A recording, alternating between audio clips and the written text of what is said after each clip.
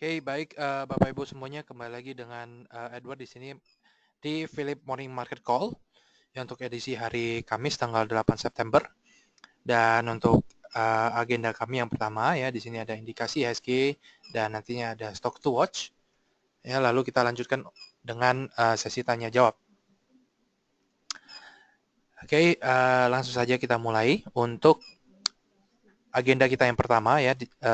Untuk IHSG kami memperkirakan IHSG kemungkinan besar akan bergerak sideways dengan level support dan resisten ini di level 5.342 sampai dengan 5.413. Untuk market driver sendiri, kalau kita lihat pasar Asia ya pagi ini rata-rata dibuka mix. Ini juga mengikuti pergerakan yang ada di Wall Street ya, yang ditutup juga relatif beragam ya. Ini kita lihat juga kelihatannya pasar merespon data ekonomi yang di US yang dirilis mengatakan bahwa pertumbuhan pertumbuhan gaji ya atau wage growth ini stagnan ya, tidak mengalami pertumbuhan yang besar. Dan pada data ekonomi tersebut juga disinyalir dalam beberapa bulan ke depan ya, wage growth ini masih akan terbatas, sehingga ini menambah spekulasi bahwa the Fed tidak akan jadi menaikkan suku bunga pada bulan September ini. Oke, lalu yang kedua ada dari oil. US crude atau WTI ini naik sekitar di level 45,5 dolar per barelnya, dan kenaikan ini dipicu oleh data ya dari American Petroleum Institute yang mengatakan bahwa penurunan inventory atau penurunan cadangan minyak ya ini pada minggu terakhir ini merupakan penurunan yang paling dalam atau yang paling besar ya dalam 30 tahun terakhir. Lalu yang terakhir, yang ketiga, ini data dari domestik ya. Kemarin sore ya, setelah penutupan bursa, ada data foreign reserve ya atau data cadangan devisa untuk bulan Agustus ya. Di sini cadangan devisa tercatat naik ke level 113,5 miliar US dollar. Ya, ini naik dari bulan sebelumnya di bulan Juli itu sekitar 111,4 miliar US dollar. Dan foreign reserve ini ya terlihat naik di level tertingginya sejak bulan Februari tahun lalu. Ya, jadi it's a good thing untuk rupiah ya. Jadi mungkin ada sedikit membantu untuk pasar pada hari ini.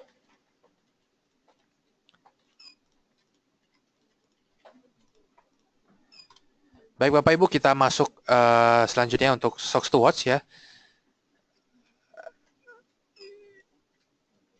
Yang pertama dari Indofood. Ini langkah yang cukup bisa tidak dibilang mengejutkan juga, namun di luar ekspektasi ya. Indofood kemarin manajemen Indofood mengatakan mereka akan menjual seluruh kepemilikan China Minjong Food ya yang mereka miliki kepada sebuah perusahaan yang bernama Marvelous BFI ya. Ini merupakan transaksi afiliasi. Sebelumnya ya, Indofood berencana untuk menjual setengah atau mengurangi porsi kepemilikan China Minjong menjadi minority. Namun kelihatannya China Minjong sendiri masih belum bisa menyelesaikan transaksi ini, makanya kemungkinan besar ya, Marvelous BFI ini yang dimiliki oleh Anthony Salim ya, ini mengambil seluruh kepemilikan dari Indofood.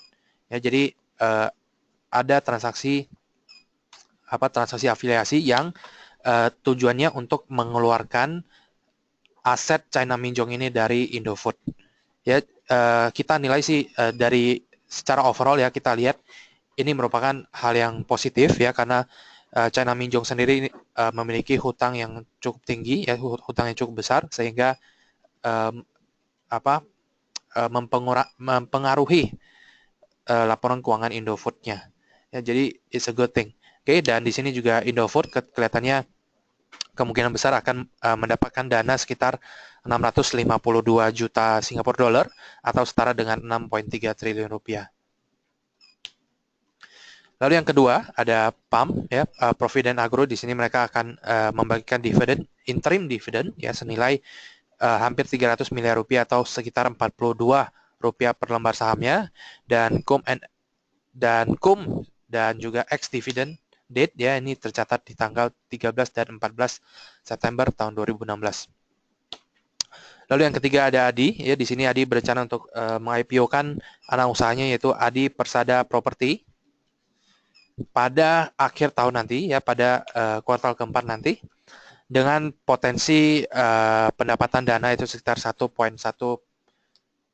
sampai 1,5 triliun rupiah. Lalu yang terakhir ini dari Total. Ya, Total di sini mereka mengatakan sedang menjajaki dua potensial joint operation, ya. Di sini mereka mengatakan strategi ini untuk mendukung kinerja keuangan, ya, dan juga untuk membantu bottom line atau membantu kenaikan net profit-nya. Di sini mereka mengatakan pada tahun ini, ya, kemungkinan net profit ini akan naik sekitar 10% menjadi sekitar 210 miliar rupiah. Baik Bapak Ibu, kita langsung masuk untuk sesi tanya jawab, ya. Bagi Bapak atau Ibu yang memiliki pertanyaan, bisa langsung disampaikan melalui question box yang telah kami sediakan, dan juga pertanyaan bisa disampaikan melalui Twitter kami yaitu di @pmmcresearch, dan juga di email kami yaitu di research@philip.co.id.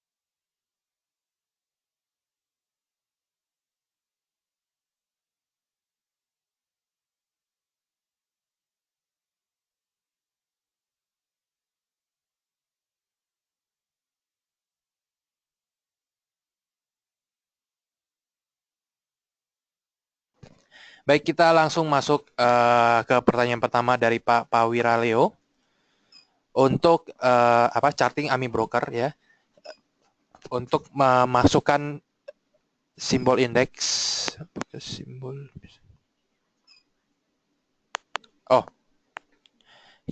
di sini, ya, apakah simbol bisa dimasukkan dengan nama IHSG dan juga untuk sektoral, ya Pak, ya.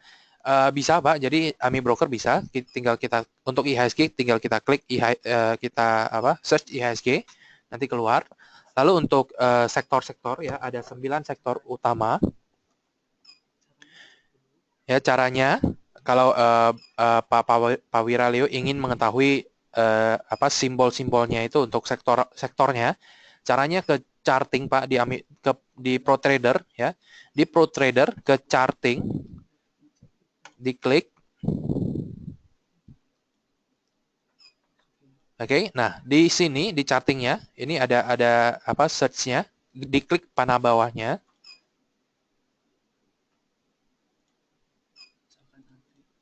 Oke, contohnya agri di sini ya.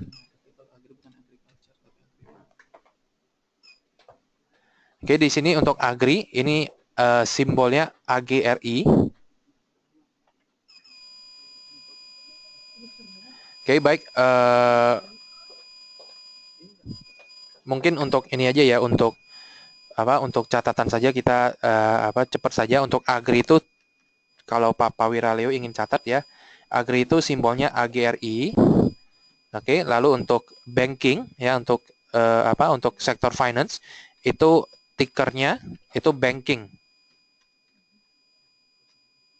Sorry, untuk finance kebalik ya. Untuk sektor finance atau untuk sektor banking ya, tickernya itu finance. Oke, lalu untuk konstruksi ya, konstruksi itu sektornya tickernya itu property. Oke, lalu untuk industri ada dua, ada basic industry sama industri lain-lainnya. Ya, untuk basic industry itu basic ya, basic strip IND. Basic strip IND. Kalau untuk lainnya ya, industri lainnya itu MISC strip IND. Oke. Untuk consumer ya, consumer itu consumer juga sama ya. Dan mungkin untuk untuk lainnya kalau ingin lebih lengkap ya, mungkin Pak Wiraleo bisa email saja ke research kami ya, minta data lengkapnya untuk tiker-tikernya itu, nanti akan kami berikan melalui email saja biar lebih gampang, Pak. Oke.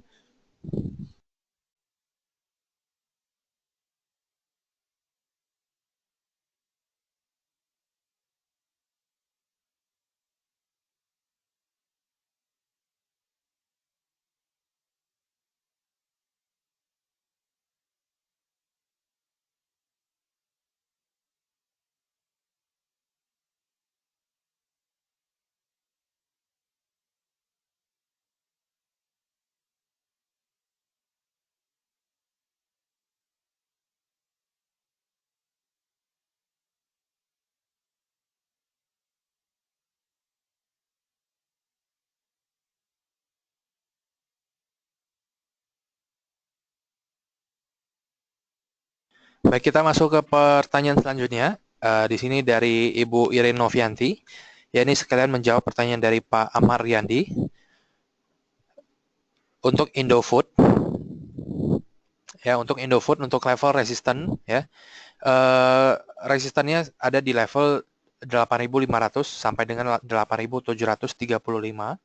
Ya, ini ada ada ekornya di sini ya, di level swing high-nya itu. Dan kelihatannya ini juga level all time high-nya ya. Jadi kemungkinan untuk level resistennya ya, kemungkinan besar ini cukup kuat ya. Kalau kita tidak melihat aksi koperasi kemarin ya, kelihatannya level resisten ini cukup kuat. Lalu untuk level support ya, kita ambil saja di MA50 ya, kelihatannya pergerakan kemarin rally yang terjadi pada 1-2 bulan terakhir ya, sempat ada koreksi di sini, namun MA50 kelihatannya cukup kuat untuk menahan. Jadi untuk level support ya, kita ambil saja level MA50-nya, which is ini berada di level sekitar 7.900 ya, sampai level 8.000. Kalau untuk masuk ya, mungkin kita bisa coba untuk menunggu di level MA20-nya ya. Kelihatan MA20 kalau trennya masih bullish, saya rasa MA20 ini masih cukup bagus untuk kita jadikan sebagai level supportnya. Oke, di sini MA20 berada di level 8.100. Oke, jadi kalau kalau ingin masuk ya, mungkin kita harus menunggu dulu, kita harus buy on weakness.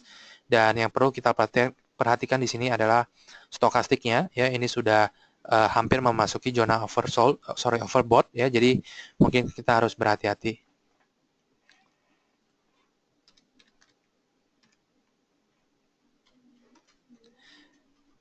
Oke, lalu menyambung pertanyaan dari Ibu Irene ya. Untuk tadi INDF udah, kita masuk untuk ICBP.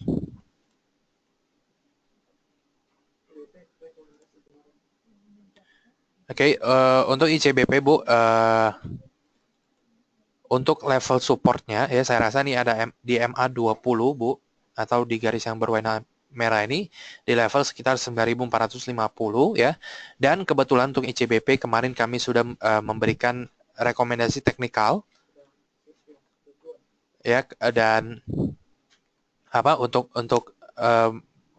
melihat lebih detail ya untuk trading plan ICBP. Mungkin Ibu Irene bisa akses technical recommendation kami di menu di Pro Trader-nya, Bu.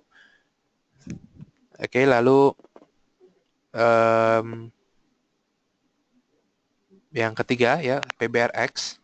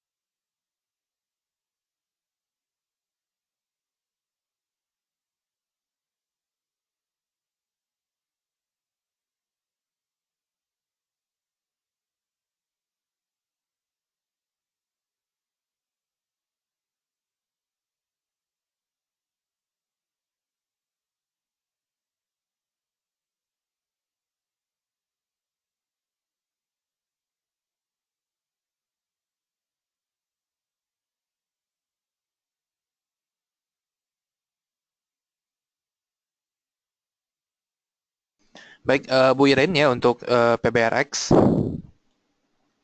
Untuk support ya, kalau kita lihat dari pergerakan ini kelihatannya support ini ada di MA20-nya, Bu. Ya, which is kalau kita lihat di level sekarang itu di level 442.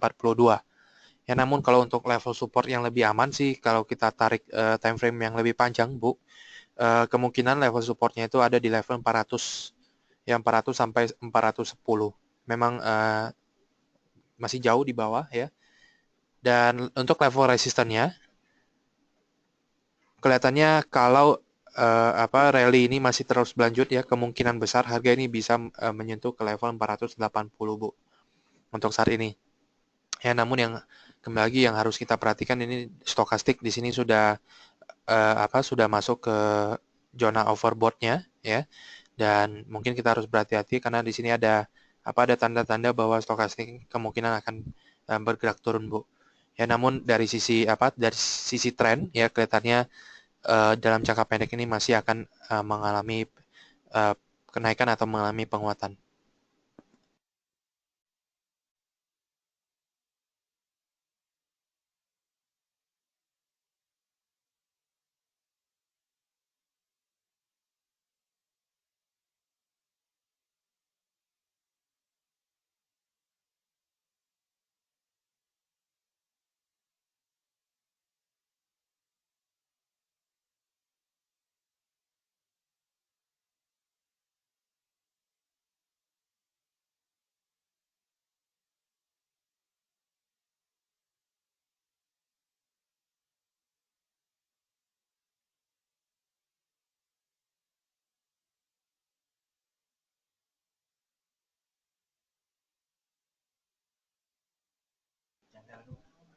Baik,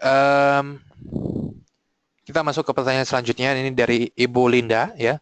Ini pertanyaan yang cukup menarik ya, dan juga bisa dibilang cukup susah untuk dijawab, Bu ya. Yang pertanyaannya, saham apa yang baik untuk diinvest dalam 3 sampai 4 tahun ke depan? Ya.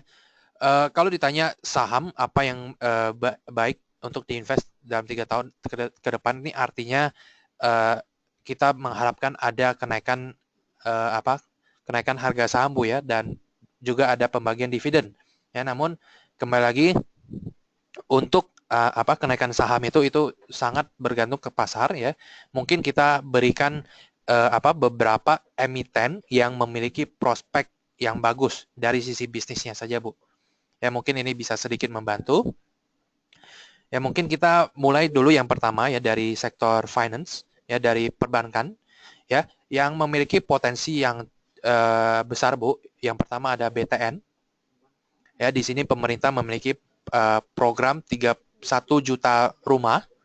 Ya, jadi BTN ini kelihatannya menjadi salah satu bank eksklusif yang menyediakan KPR itu.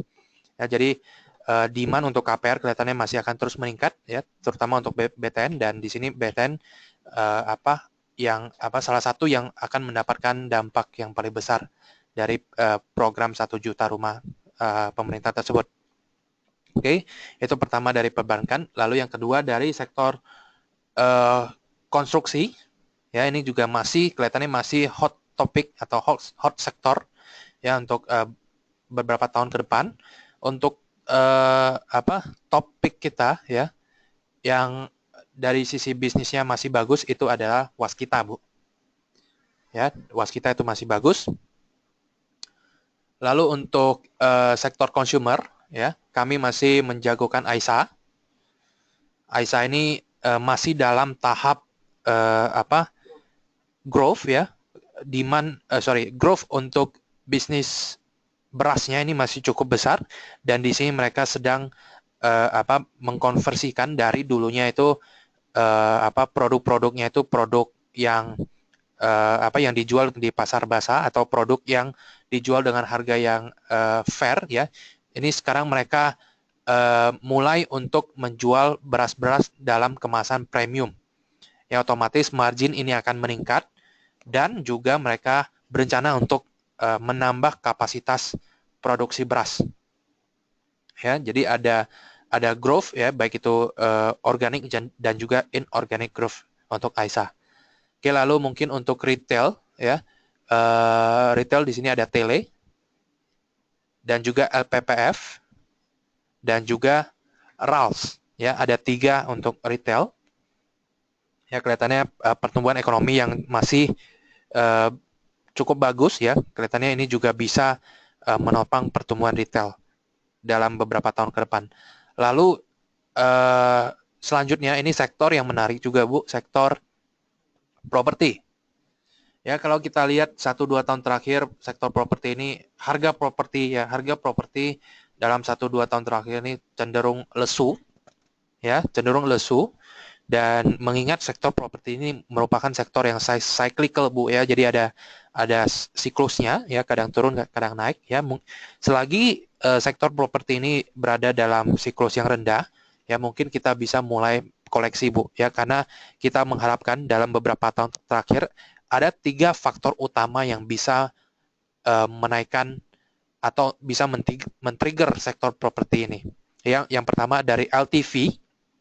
Ya, kelihatannya pemerintah berencana untuk menurunkan DP rumah, ya, which is itu good thing, ya, hal bagus yang pertama. Yang kedua, suku bunga, ya, suku bunga KPR dan BI rate atau sekarang 7 days reverse repo rate kelihatannya ada potensi untuk terus turun, Bu. Ya, jadi itu otomatis akan menurunkan suku bunga KPR. Yaitu poin kedua. Dan yang poin ketiga, ya, kelihatannya dalam bulan ini atau bulan depan kalau tidak salah, pemerintah berencana untuk menurunkan pajak jual beli rumah, ya, pajak ganti nama kalau tidak salah untuk properti, ya, dari sebelumnya 10%, 5% untuk penjual dan 5% untuk pembeli, ini akan diturunkan menjadi 5%, ya, jadi 2,5% untuk pembeli dan 2,5% untuk jual. Ya, oke, jadi itu sektor-sektor yang bisa kita lirik.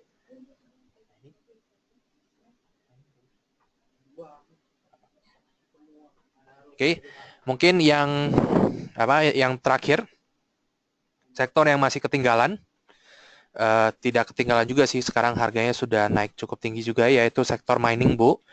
Ya, sektor mining di sini yang menjadi topik kami yaitu adalah Adaro dan juga PTBA. Oke, berhubung kita bahas mining, ya, mungkin kita ke sektor agrikultur juga, ya. Agrikultur ini juga kelihatannya harga sekarang sih sudah bisa dibilang sudah fair value, ya. Mungkin untuk sektor agrikultur kalau ada koreksi nanti kita bisa ambil Bu, kita bisa mulai koleksi ya. Untuk sektor agrikultur yang menjadi topik kami adalah LSIP. Ya, LSIP di sini mereka memiliki pohon ya, umur pohon yang sudah mature ya. Produksi juga stabil. Di sini mereka tidak memiliki hutang dan mereka memiliki cash yang relatif cukup besar ya. Jadi untuk potensi akuisisi ke depan, saya rasa mereka masih potensinya masih ada. Ya, jadi relatif lebih stabil LSIP-nya dari kalau kita bandingkan dengan emiten lainnya seperti Ali dan juga kawan-kawannya.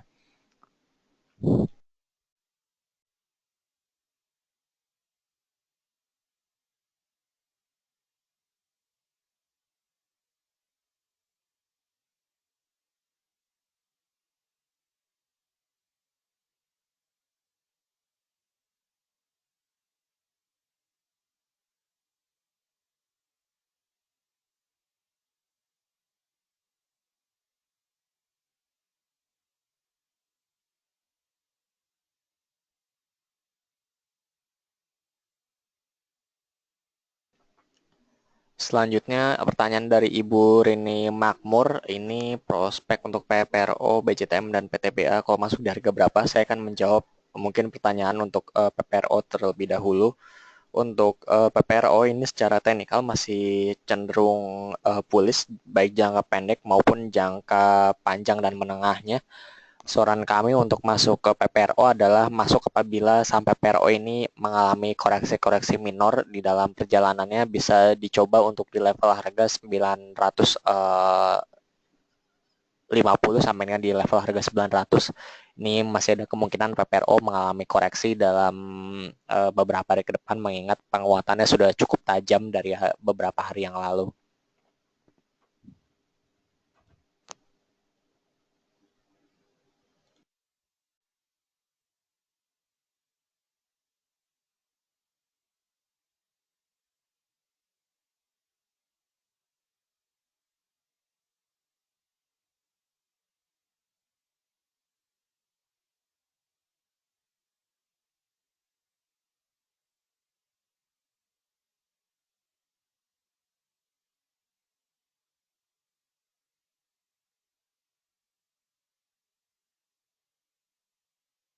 Selanjutnya untuk saham SMGR ini sendiri masih dari Ibu Rini Makmur, support dan resistennya. Untuk support saat ini berada di area 9.800 dan resisten di area 10.300-an untuk resisten dari saham SMGR.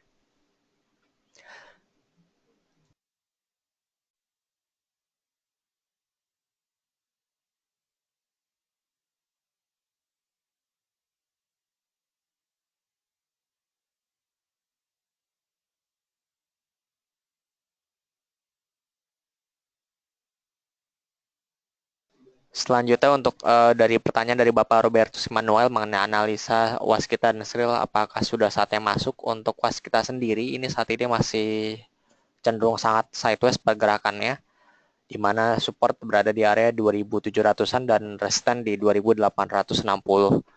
Kami belum ada view apa-apa untuk saham Waskita untuk saat ini karena pergerakannya masih cenderung sangat sideways, dan apabila masuk pun potensial upside-nya tidak terlalu banyak.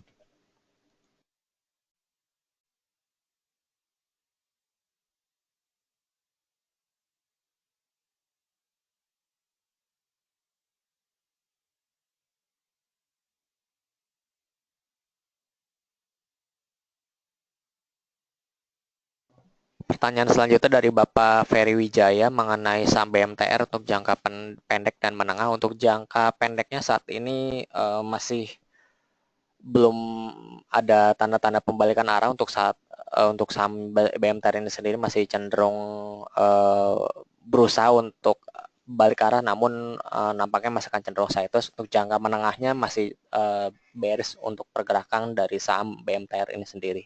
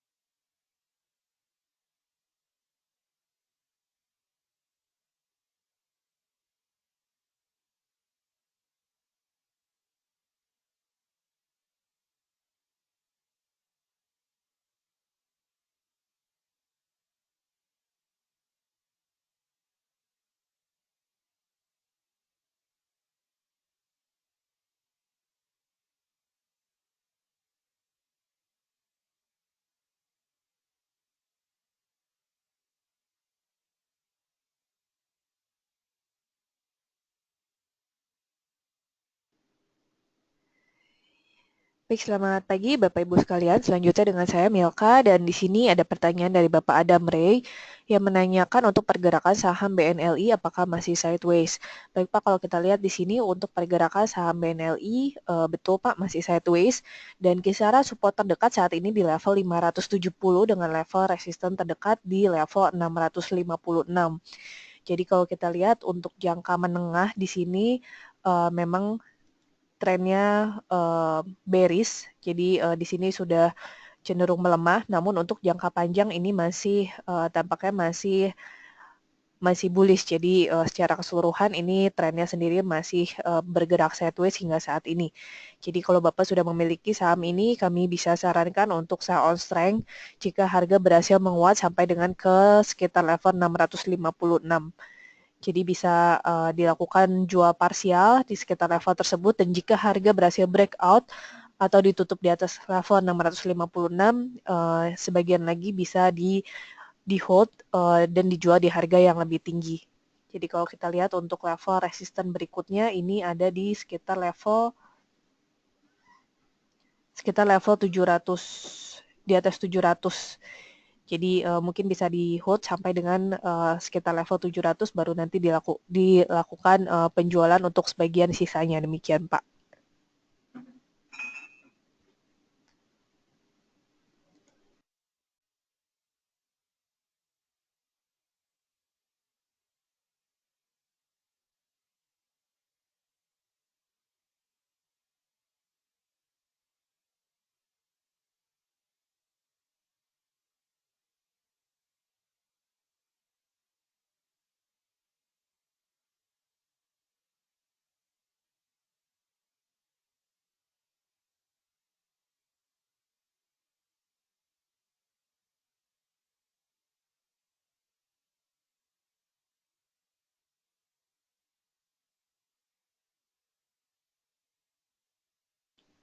Pertanyaan selanjutnya ini dari Ibu Rini Makmur yang menanyakan untuk saham BJTM di harga berapa jika ingin masuk. Baik Pak, untuk saham BJTM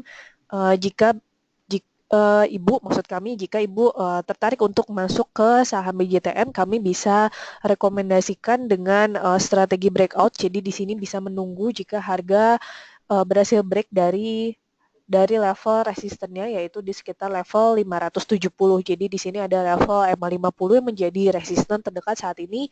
Jika harga berhasil ditutup di atas level tersebut, kami bisa rekomendasikan untuk masuk karena akan ada tanda-tanda pembalikan arah menjadi bullish. Demikian Bu.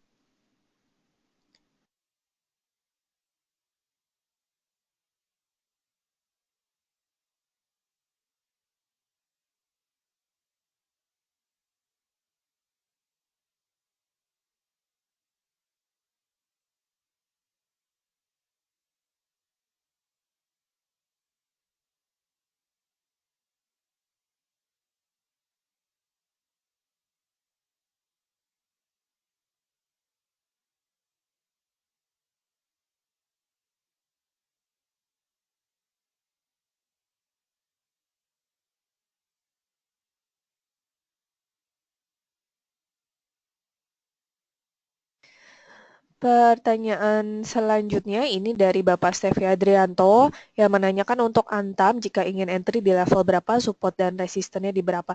Baik Pak, untuk Antam kebetulan ini masih menjadi rekomendasi kami hingga saat ini. Jadi walaupun untuk tren secara keseluruhan ini masih bearish, namun kami melihat ada potensi untuk bisa mengambil keuntungan untuk jangka pendek sendiri. Dan jika Bapak tertarik masuk bisa mulai diakumulasi di sekitar level 700 Pak. Dan untuk target harga terdekat adalah di level 730. Dan untuk level stop loss ini kami mohon untuk dijaga ketat, level stop loss-nya di level 680.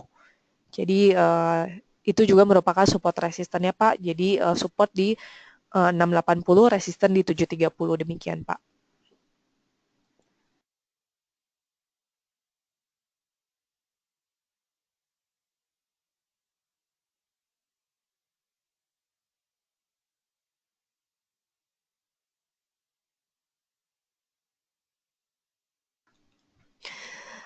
Ini juga sekaligus pertanyaan yang sama dari Bapak Stevi Adrianto untuk sektor properti, emiten apa yang bagus? Mungkin tadi belum disebutkan oleh rekan saya Edward. Jadi untuk sektor properti sendiri kami merekomendasikan ada 2 saham atau 2 emiten yang dapat diperhatikan, yaitu yang pertama adalah CTRA, karena CTRA ini memiliki valuasi yang masih cukup murah untuk dikoleksi saat ini, dan juga untuk investasi jangka panjang. Dan yang kedua adalah BSDE, karena untuk BSDE ini mereka memiliki land bank yang cukup besar, sehingga kami rasa ini cukup menarik untuk memiliki prospek ke depan yang cukup baik. Demikian, Pak.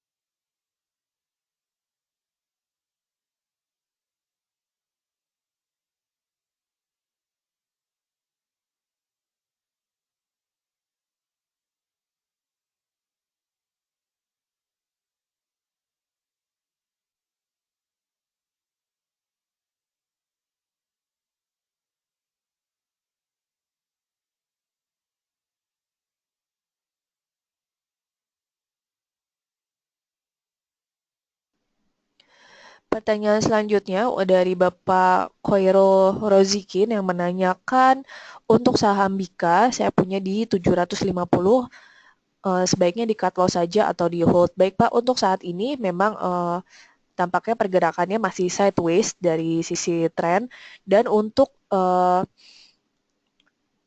saat ini kami bisa rekomendasikan untuk di hold karena pergerakannya sendiri saat ini masih sideways. Jadi selama harga belum break ke bawah level 510, karena di sini ada support di level 510, sehingga jika harga break level 510 ditutup di bawah level 510, maksud kami ini kami baru sarankan untuk dilakukan cut loss. Namun selama harga masih bertahan di atas 510, kami masih bisa sarankan untuk di hold. Dan untuk target harga sendiri, ini kami bisa sarankan untuk sell on strength di atas level 700 jika Bapak ingin keluar dari saham ini. Demikian, Pak.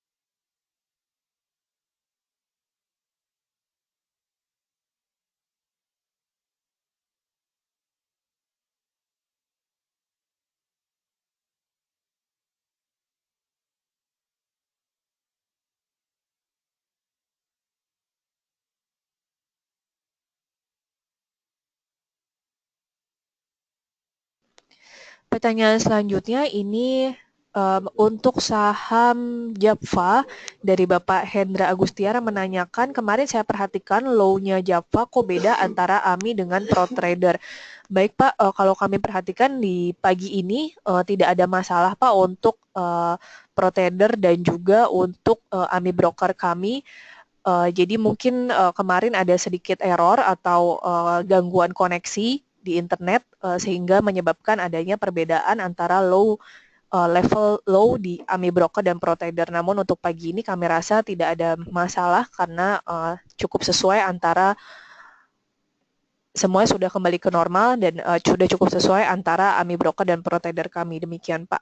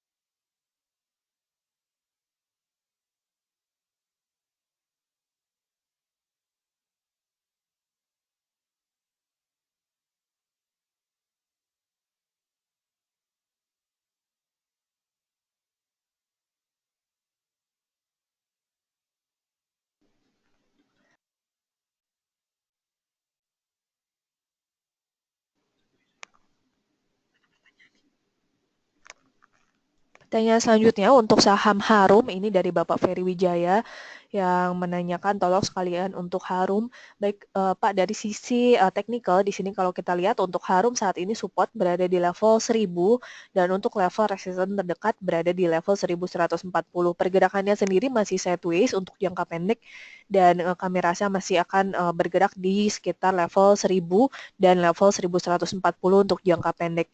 Jadi jika Bapak sudah memiliki saham ini, kami bisa sarankan untuk sell on strength di kisaran 1140 untuk jangka pendek, sementara untuk jangka menengah dan jangka panjang, jika harga berhasil break ke atas level 1140, ada potensi untuk menguat sampai dengan ke level 1300. Demikian, Pak.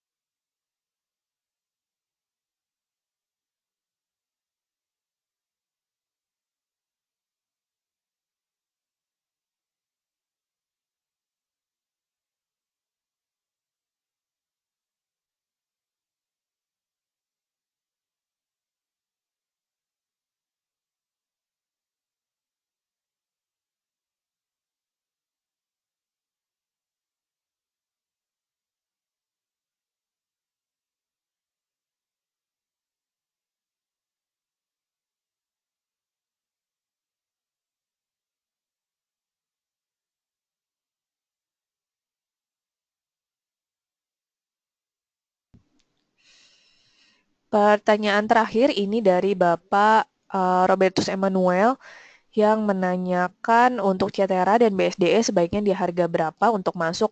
Baik Pak, untuk CTRA di sini kita bahas dulu untuk CTRA-nya. Saat ini tren sendiri masih konfirmasi bullish Pak, jadi masih bullish trend. Dan untuk level masuk, kami rasa sebaiknya buy on weakness, jadi menunggu di level yang lebih rendah karena saat ini kami rasa sudah terlalu tinggi harganya. Jadi kami sarankan jika Bapak tertarik untuk mengoleksi saham ini bisa masuk di level EMA 50 Pak. Jadi buy on weakness di kisaran level 1530. Jadi di situ adalah level support yang terdekat.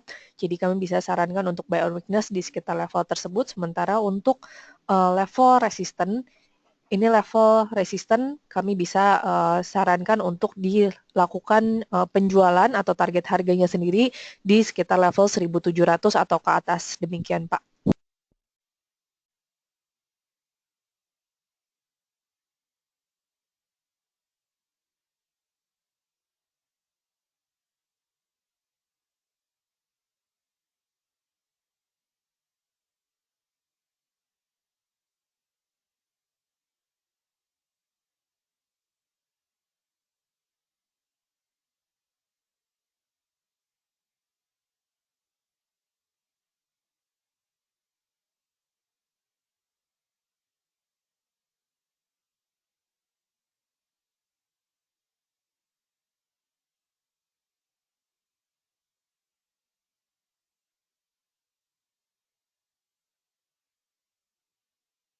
Dan pertanyaan berikutnya untuk saham BSDE, di sini tampaknya untuk jangka pendek ini pergerakannya sendiri masih bearish Pak. Jadi kami belum merekomendasikan untuk masuk ke saham ini. Mungkin jika Bapak tertarik mungkin bisa ditunggu Pak sampai dengan ke sekitar level 2000.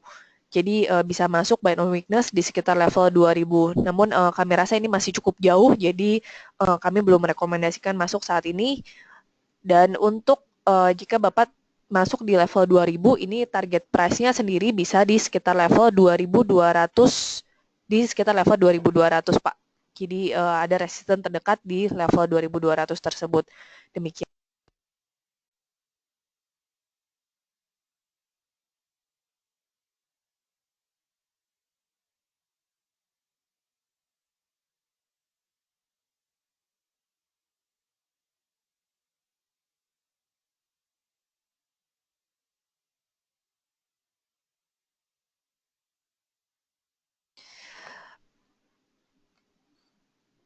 Pertanyaan selanjutnya dari Bapak Stevi Adrianto, jika ingin masuk Java untuk short term, apakah oke di level berapa? Untuk Java saat ini jangka pendek masih terkonfirmasi bullish trend ya Pak. Masih terkonfirmasi bullish trend-nya Pak. Jadi kami bisa sarankan untuk masuk di level saat ini karena untuk level saat ini sendiri saat ini sudah menginjak level supportnya. Jadi level support ada di level EMA 20 di garis yang berwarna merah di sini. Selama harga masih bergerak di atas level EMA 20 kami masih bisa sarankan untuk di hold. Jadi bisa buy di EMA 20 dan kita bisa mengikuti pergerakannya, mengikuti arah bullish trend-nya selama harga belum break di bawah level EMA 20 ini masih aman untuk di hold. Namun jika harga turun di bawah level EMA 20, ditutup di bawah level EMA 20, kami menyarankan untuk dijaga untuk level stop loss-nya cukup ketat di level 1550 demikian Pak.